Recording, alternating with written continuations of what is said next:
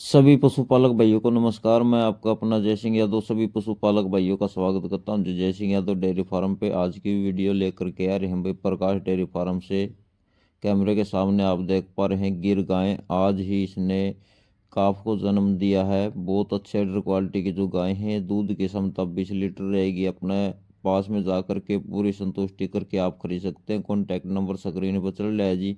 बहुत ही अच्छी अडर क्वालिटी गाय आप देख पा रहे हैं। सारे भैया न राम राम भाई।